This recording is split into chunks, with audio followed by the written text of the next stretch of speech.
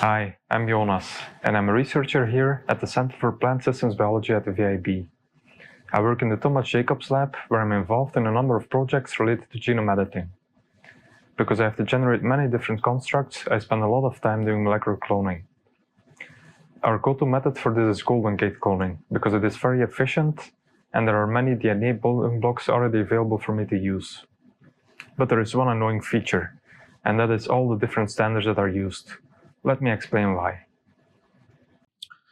Golden Gate cloning is a great method if you have the correct assembly standards at your disposal, but I've had too many occasions where my building blocks weren't compatible.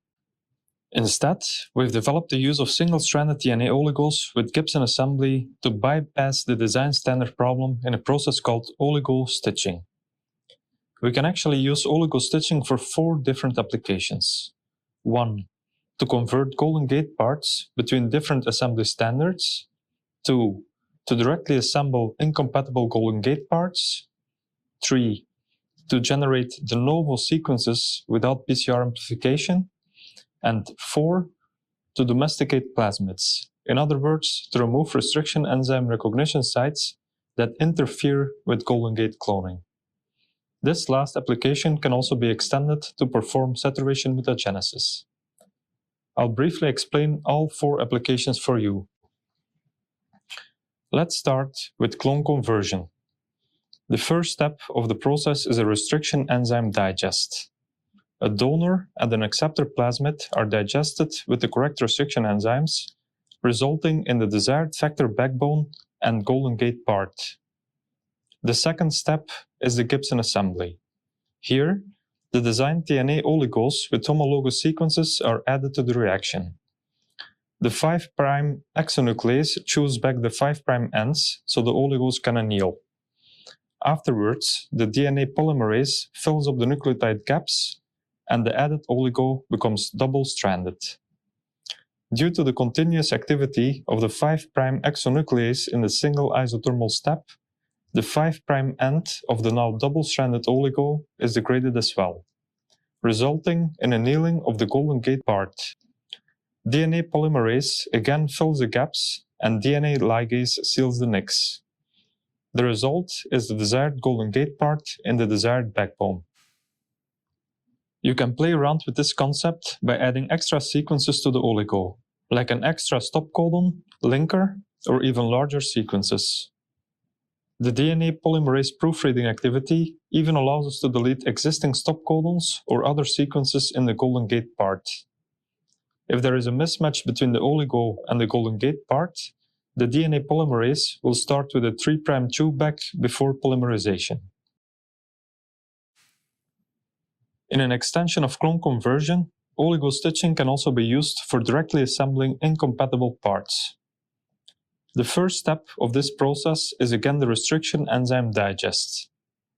1 acceptor and multiple donor plasmids are digested with the right restriction enzymes, resulting in the desired vector backbone and Golden Gate parts. The second step is the Gibson assembly. Here, the designed DNA oligos with homologous sequences are added to the reaction. Extra oligos are added to merge the multiple desired Golden Gate parts or even PCR-derived sequences. The 5' exonuclease chews back the 5' ends so the oligos can anneal. Afterwards, the DNA polymerase fills up the nucleotide gaps and the added oligo becomes double-stranded. Due to the continuous activity of the 5' exonuclease in the single isothermal step, the 5' end of the now double-stranded oligo is degraded as well, resulting in annealing of the Golden Gate parts. DNA polymerase again fills the gaps, and DNA ligase will seal the nicks. The result is the desired Golden Gate parts merged in the backbone. A third application of oligo stitching is de novo parts assembly. We use this method for generating prime editing guide RNAs, but this can be used to generate other sequences as well. The first step of this process is again the restriction enzyme digest. The acceptor plasmid is digested with the correct restriction enzymes, resulting in a linearized backbone. The second step is the Gibson assembly. Here, the designed DNA oligos with homologous sequences are added to the reaction. Several oligos can be merged together to create the desired insert. DNA polymerase fills up the nucleotide gaps and the added oligo becomes double-stranded. Due to the continuous activity of the 5' exonuclease in the single isothermal step, the 5' end of the now double-stranded oligo is degraded as well, so the oligos can anneal. Afterwards, the DNA polymerase fills up the nucleotide gaps and the DNA ligase seals the nicks. The result is the desired sequence in the backbone. Finally, oligo stitching can be used for the removal of restriction enzyme sites, which is needed for part domestication. Another application is saturation mutagenesis. In this application, we start with a desired factor containing a restriction enzyme recognition site that needs to be domesticated, or a region close to a restriction enzyme site that is to be mutagenized. After the restriction enzyme digest, two types of oligos can be added for the Gibson assembly.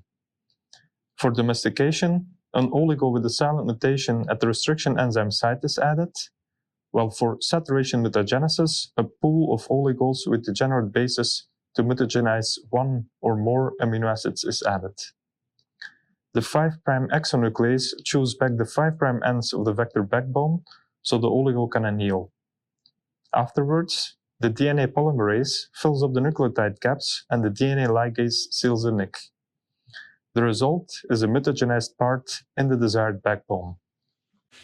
In short, we are trying to overcome the limitations of design standards. I have found that oligo stitching is a very useful method for the 4 applications that I've described to you: clone conversion, incompatible parts assembly, de novo parts assembly, and mutagenesis. With this video, I hope that oligo stitching can help you in your molecular cloning projects as well. Happy cloning!